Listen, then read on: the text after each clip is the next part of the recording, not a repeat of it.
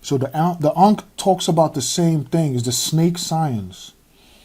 Okay? The snake science, the serpentine science. So the serpent was the one that is said to introduce this wisdom to humans. By the serpent, we mean not a physical snake, but the dark energy in the universe, the void energy, reminding man that this is a void. The void energy is the intelligence.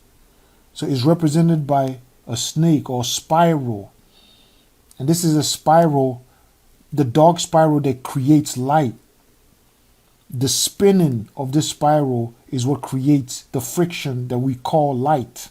Light is a consequence of friction. Light is a consequence of heat. Heat is a consequence of movement. Movement, friction from a movement of something, a spiral. That spiral is called the snake around the pole, the staff of Hermes. It's like a drill. That's the most efficient way to get through something, is a drill. All right? To the creation of worlds. For shit to come out from the unseen world to this world, it has to have a spiral drill-like energy. In Igbo, we call it Ome. If you look at the center of a plant, there's a tiny hole that you can see, and that's where all the leaves come out from. If you look at the seed, right, even though you think the seed is tightly clasped together, there's a hole through it. If you look at your body right now, okay, there's a middle line in your body. At the bottom is a hole called the anus. At the top is a soft spot at the top of your head. In the Acts of the Apostles, they said when they found the Holy Spirit, there's a light that came out the top of that head. It's just an allegory or something. All right? So, it's called Umi, which is like a staff. It's a straight line that divides everything in nature. Everything's got that left and right perfect division.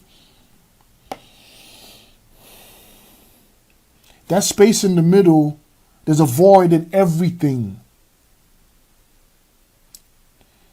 There's a spiral in that void. And from this spiral, it becomes a bridge between another dimension and this dimension. That's why it's called, Mercury is called a messenger of the gods, or the communicator, is a bridge between two worlds, and it has a spiral energy. It's represented by a snake on a staff, or the drill concept, which is the most efficient way.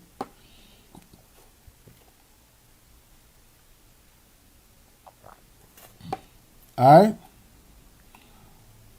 So these are symbols, highly advanced symbols of science. They have nothing to do with worshiping or religion.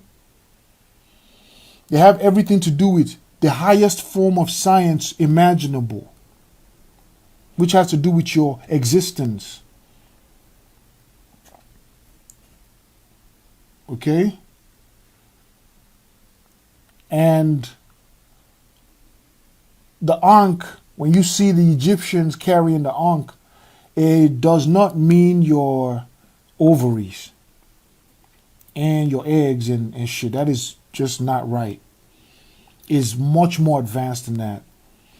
Okay? It means your spinal cord and the junction between your ocular organs at the bottom of your skull, your shoulders, and your spine. And anytime they do time traveling, they go there. If you see in the Matrix, whenever they got to travel through dimensions, they go there. There's a show on TV called Lock and Key, where you see a key going into the same spot. Just look the shit up. You see a key going into the same spot at the back of somebody's head. That's the symbol for the show. They go there. Because at this spot, the nerves at the back of your head are called ocular nerves. What does ocular mean? Ocu means vision, what you see. Okay?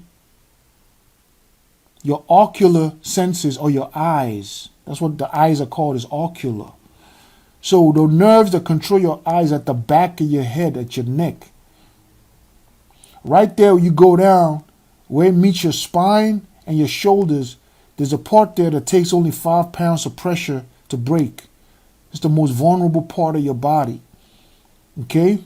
There's a particular thing that the ancient Africans devised where they put it there and they tapped your ocular junction at a particular tempo and pressure and cause your reality to change.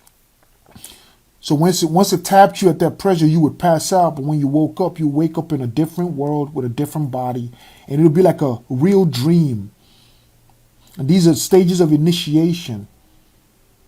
When you go through that initiation, you could come into a new world without remembering that they had applied that technique for you in a previous dimension. And you went to sleep there. Or you passed out there. So you get born into this new world without remembering. You just appear, maybe 3 years, you become aware you have a little body running around. You're like, damn, I'm a little kid. Of course, you're going to have a history, parents, everything already laid out for you with pictures and all.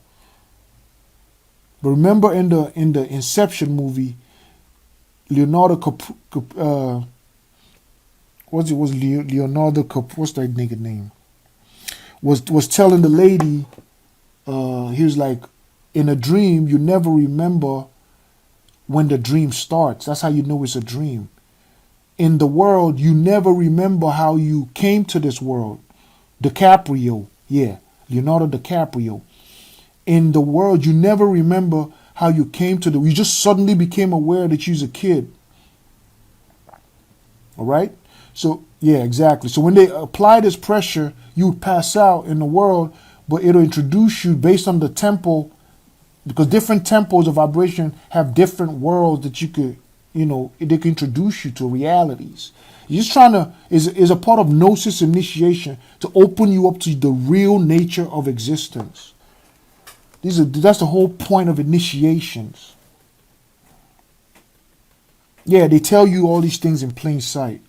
All right? So you wake up in this new world as a kid in your initiation by the priests, and they give you a name, and you live a life. You might live 70 years, 80 years, 100 years, and you die.